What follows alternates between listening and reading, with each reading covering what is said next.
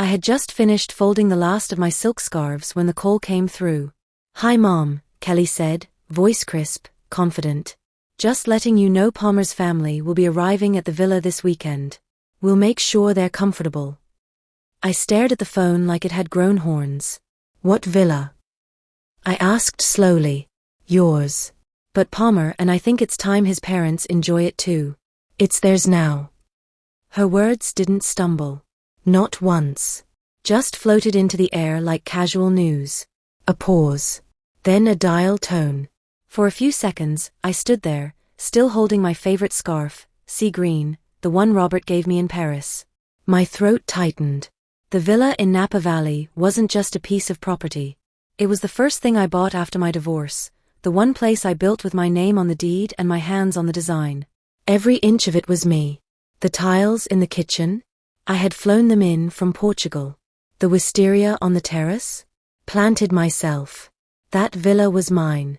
And yet, my only daughter had just handed it over like it was some wedding favor. Before we go on, please do me one small kindness. Subscribe to this channel if you believe no parent should be pushed aside for the sake of convenience. And tell me in the comments, what would you do if your child tried to erase you? Let me tell you what I did. I didn't call her back. I didn't shout or text a string of furious emojis like some people might. Instead, I opened my calendar, pushed back my art gallery meeting, and packed a small overnight bag. I was going to the villa. And if Palmer's smug parents were there, they were about to get a taste of something they'd never forget, a marsh-style welcome. It took me 4 hours from San Francisco to Napa. I drove slow, steady, thinking. Not about revenge. About clarity. About how I got here, to a place where my own child thought she could strip me of my sanctuary. When I arrived, the gravel crunching beneath the tires felt like old comfort. Until I saw the cars parked in front. A champagne-colored Lexus. A hideous white SUV with Palmer Law Group printed across the back. And then a third one I didn't recognize. Probably his sisters. They didn't even bother to tell me they were already there. I stepped out in my linen trousers and pearl cardigan. Let no one say Evelyn Marsh didn't look the part when reclaiming her throne. Inside, laughter echoed from the sunroom. The crystals sang as wine glasses clinked. I pushed open the French doors. Palmer's mother, Barbara, was lounging on my white velvet chaise. Shoes on. Red wine in hand. Her lipstick smeared across the rim. "Oh, Evelyn," she cooed, not rising. "We didn't expect you." No one moved. No one offered me a seat. Even Kelly just blinked, then turned away like I was the mail lady. Palmer gave me a tight smile. "We figured this place needed fresh energy. Kelly thought it'd be a beautiful gift to my folks." "Gift?" I turned to Kelly. "You gave away my villa?" I asked quietly. Her gaze didn't flinch.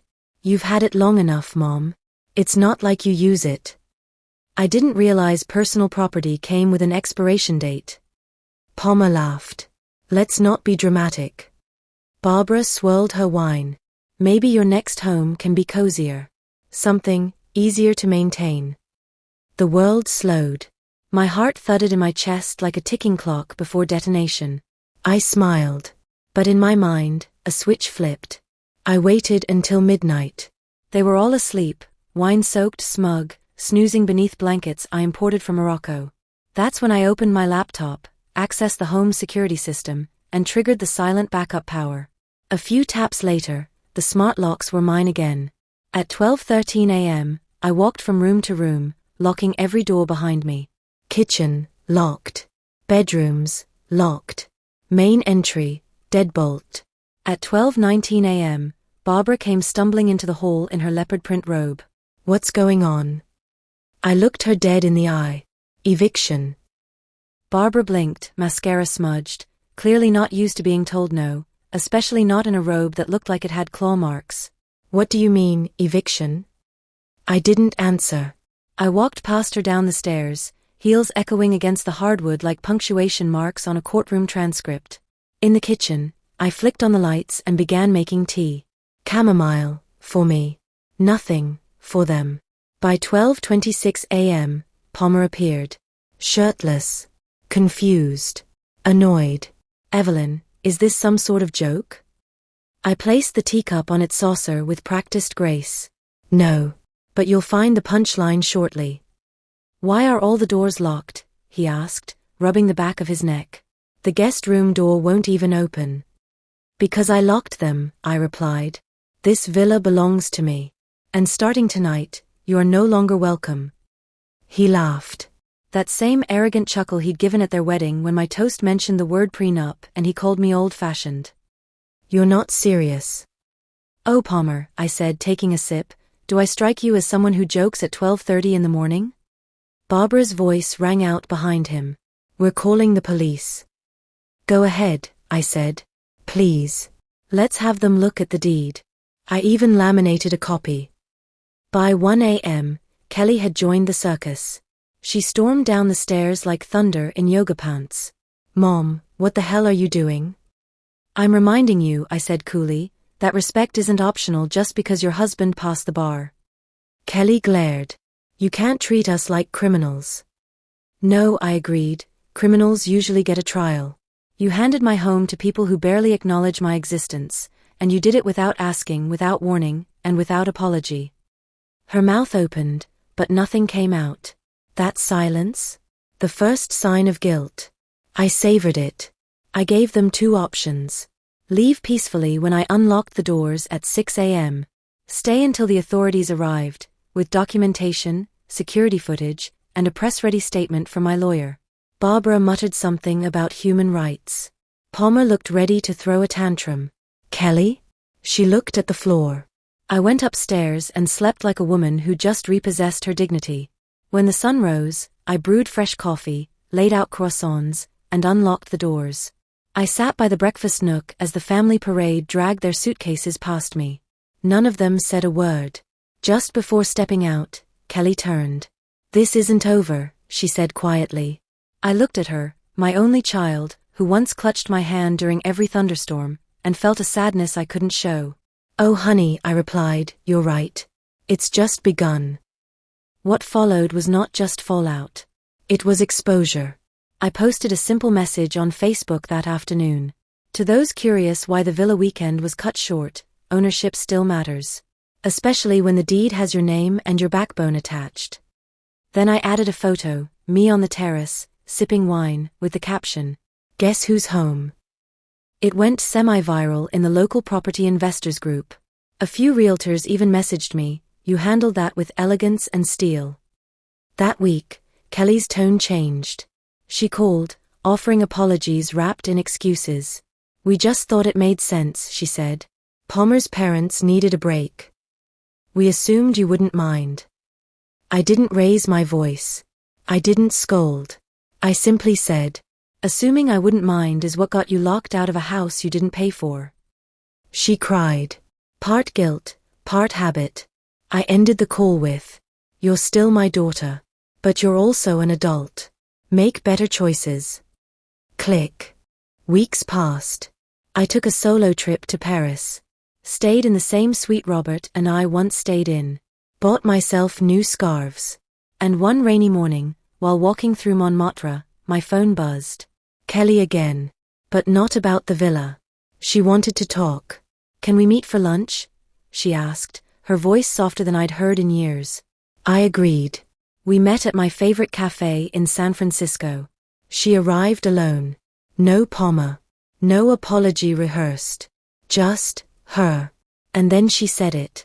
I'm sorry, Mom. Truly. I forgot how much you've done for me. For us. I thought I was claiming independence, but I ended up erasing your contribution. I said nothing. She continued, you didn't just give me a house when I was broke. You gave me your time, your money, your forgiveness. And I gave you entitlement in return. I nodded slowly. Acknowledgement is the first step. Then she reached into her bag. A small velvet box. Inside? The locket I gave her when she graduated. Inside that, a folded photo, us, laughing by the lake years ago. Before Palmer. Before entitlement. I want to come back, she said. Not to the villa. To us. I believed her. But I also believed in boundaries. Kelly's apology was genuine. I could tell by her eyes, the kind of sorrow that doesn't come with a follow-up request. But something still felt off. Like there was another layer under the surface, one she hadn't shared. And as it turned out, I was right. 3 days after our lunch, I received an email from a woman named Jenna. No subject line. Just 2 lines of text. You don't know me, but you need to.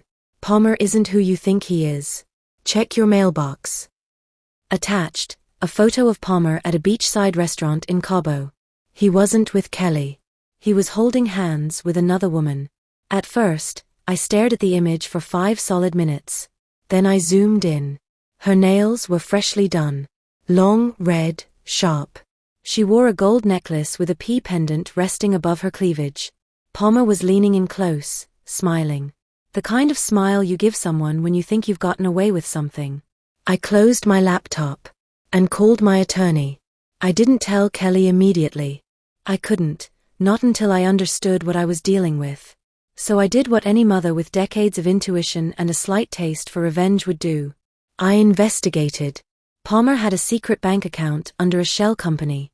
The villa had been his target all along, not because he loved lakeside views, but because he knew the resale value was nearing $3.2 million. He'd been in talks with an overseas buyer. A cash offer. Quick. No inspections. Kelly didn't know. But I did now. I arranged to meet with Jenna. She was younger than I expected. Mid-30s, smart eyes, confident handshake. Palmer and I dated for 2 years, she said. He told me you were dead. I get that a lot, I replied dryly. She showed me photos, texts, voice memos. Enough to tank a political campaign. But the kicker? He told me once, she said, that he married Kelly because her mother had more property than she knew what to do with. I smiled. He's not entirely wrong. But I know what to do with snakes like him. I invited Kelly over. Not to ambush her, but to offer her truth. She deserved it. We sat by the fire pit. Just the 2 of us. Marshmallow skewers untouched. Before I say anything, I began, I need you to know something. I believe you're smart. I believe you're good. But love can make fools of even the strongest women. Myself included. Kelly looked confused. Mom. I slid the envelope across the table. Photos. Screenshots. Bank records. She flipped through slowly. Then stopped. Her breath caught. Oh my God. Tears followed. She didn't sob. She didn't scream. She just whispered, he told me he was going on a work trip. I packed his bag. I held her hand. You didn't fail. He did. But we're going to make sure he never does it to anyone else. Palmer's downfall wasn't loud. It was strategic. The bank froze his offshore account after my lawyer sent evidence of probable fraud. The buyer withdrew. His firm received a quiet tip about ethics issues. And Kelly? She filed for divorce 2 weeks later. But the final blow? I filed a restraining order barring Palmer from all my properties, villa included. He tried to confront me once. Showed up outside my downtown office, suit wrinkled, desperation leaking from every word. You've ruined me, he hissed. I looked him in the eye. No, Palmer. I simply pulled the curtains back so everyone else could see what you were already doing in the dark. He left in silence. That was the last I ever saw of him. Months passed. The villa stayed mine. But I did something unexpected. I offered it to Kelly, not as a gift, not for free, and not without terms. She would buy it. On a loan. At below market value. But she'd have to take classes, finance, real estate law, and negotiation. I even made a syllabus.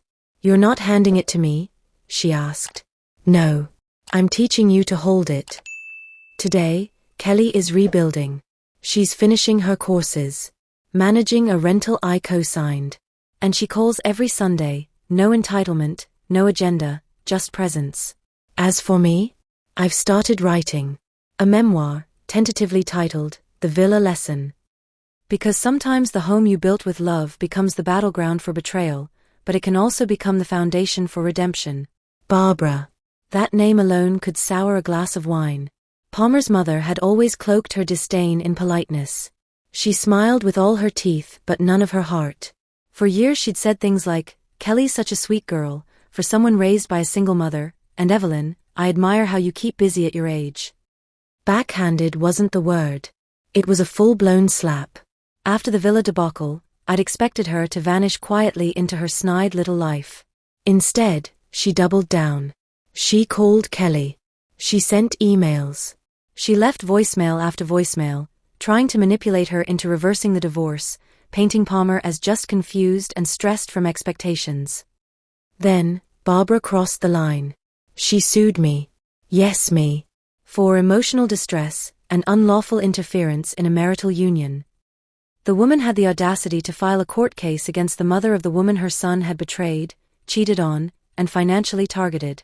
She demanded half the villa's value as damages. I wasn't surprised. But I was insulted. So I did what I've always done. I didn't yell. I documented. I dug deep into every email she'd sent, every lie, every veiled threat. I had screenshots of Palmer's offshore accounts, his texts with Jenna, his emails discussing a pre-sale of the villa, while still legally married to my daughter. Barbara didn't realize that suing me would legally entitle my lawyer to depose her, request her phone records, and access her financial history. Oh, Barbara. You really picked the wrong senior to play with.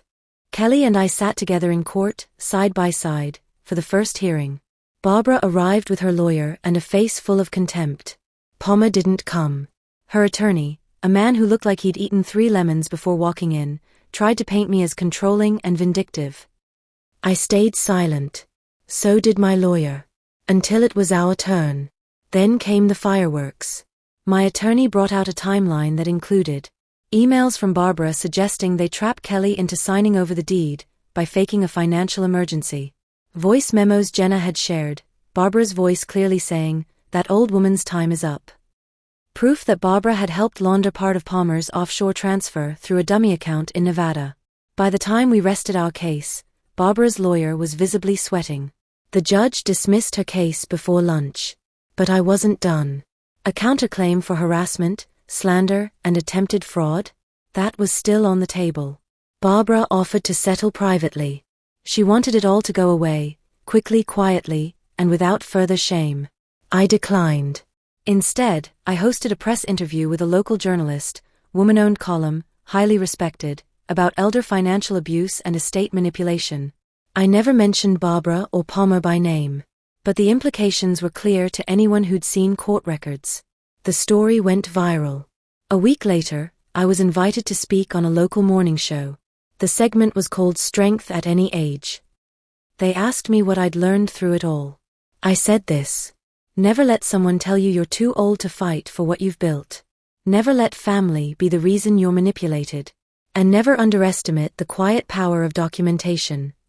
Kelly, meanwhile, was changing too. She no longer flinched at confrontation. She served Barbara with a no-contact order. She moved into a small lakeside cottage, one she rented, not inherited, and she began working full-time for a non-profit that helps women reclaim financial independence after divorce. She told me, "Mom, I want to build my own house one day. One I earn. One no one can take." I believed her. As for me, the villa now holds different energy. Not just grief or betrayal, but triumph.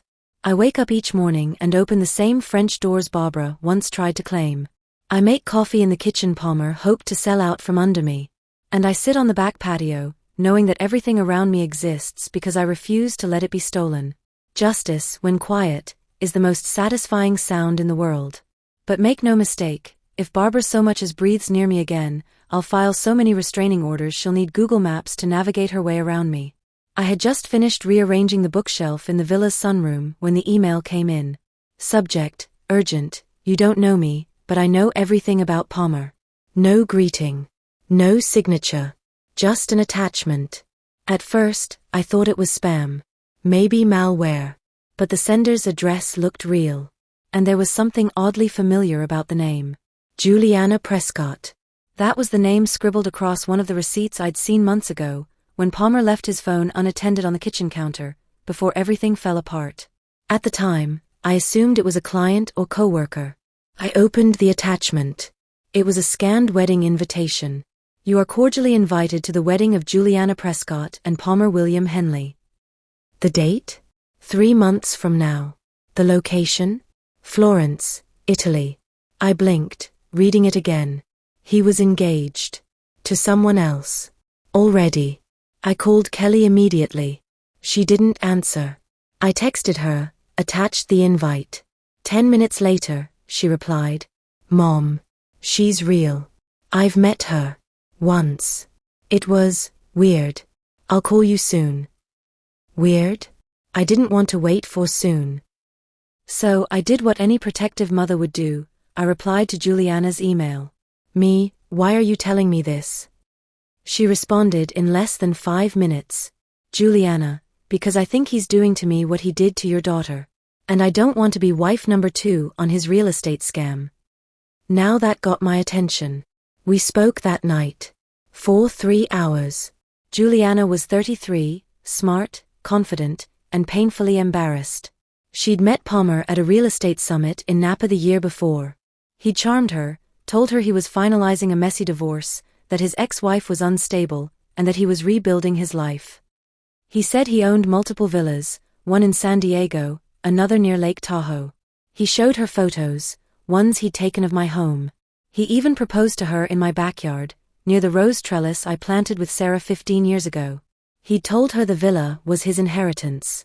That was the moment Juliana knew something was off.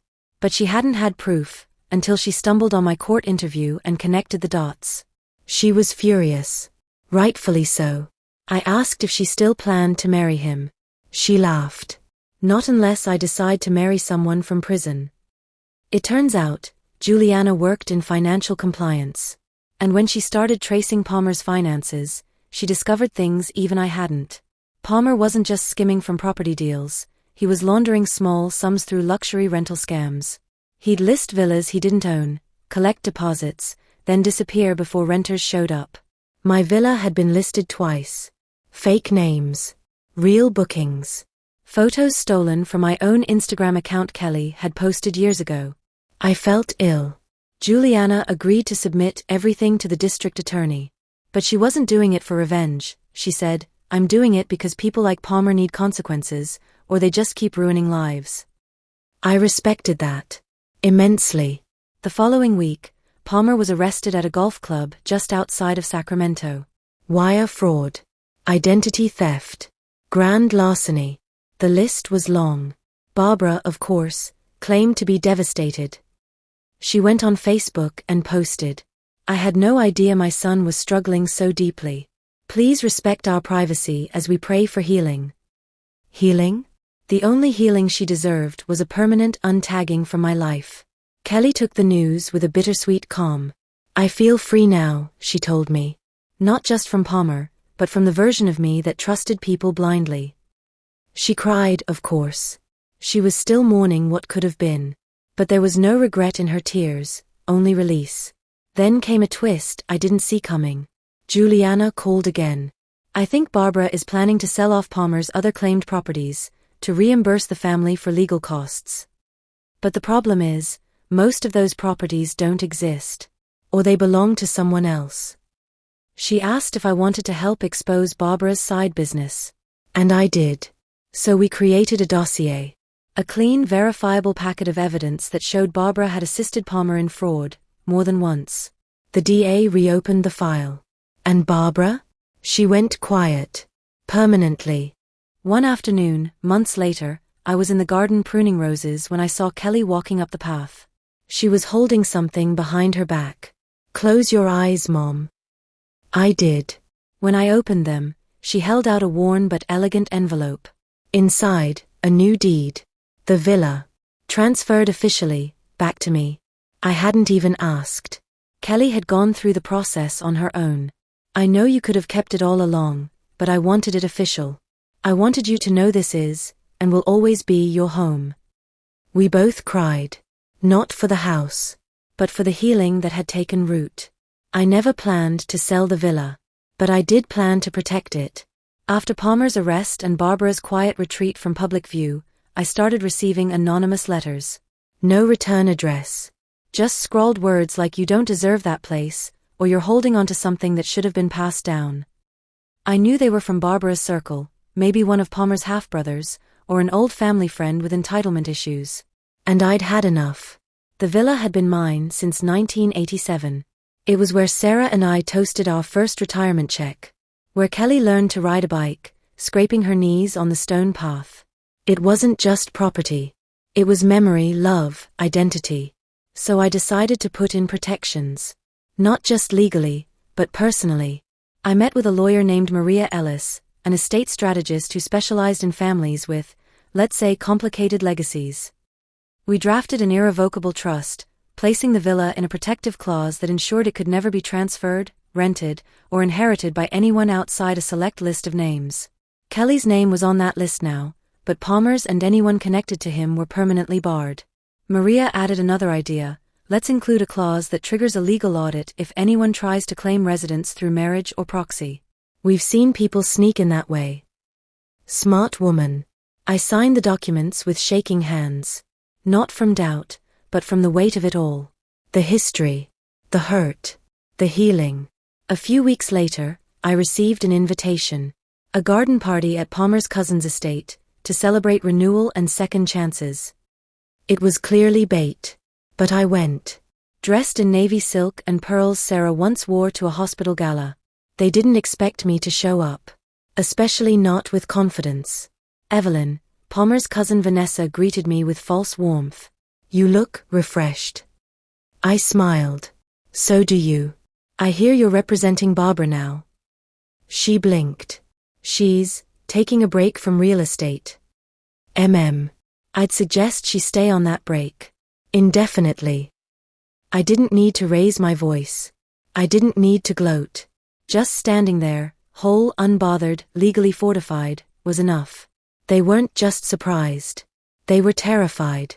Back at the villa, things began to bloom again, literally and emotionally. Kelly visited more often. She even brought over a few of her old sketchbooks and surprised me with a new garden mural she'd painted behind the sunroom. It was a tree. Half in blossom, half in winter. Beneath it, the words.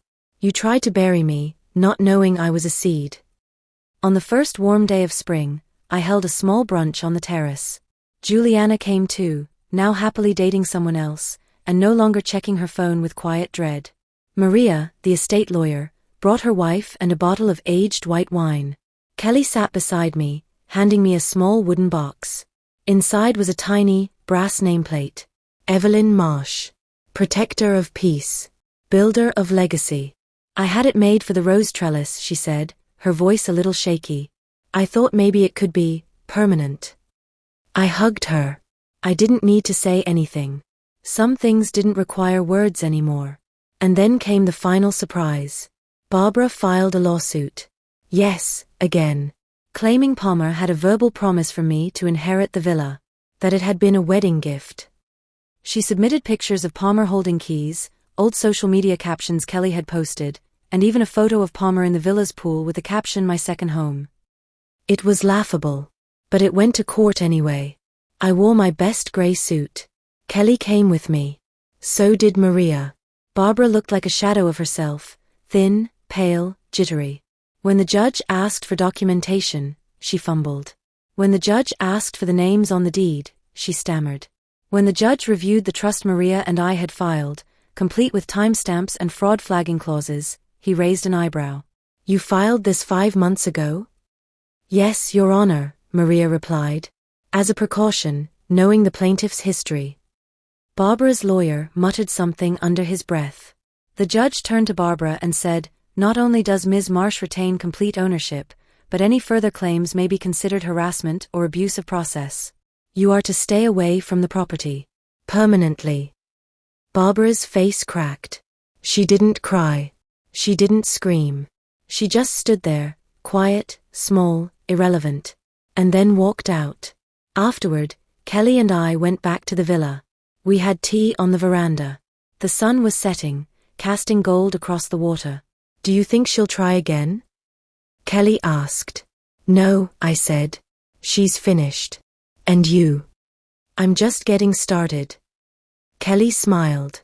So what's next? I looked out over the lake and said, I think it's time to open the villa up to something more meaningful. Maybe a retreat center. For women who've been taken for granted. Kelly's eyes lit up.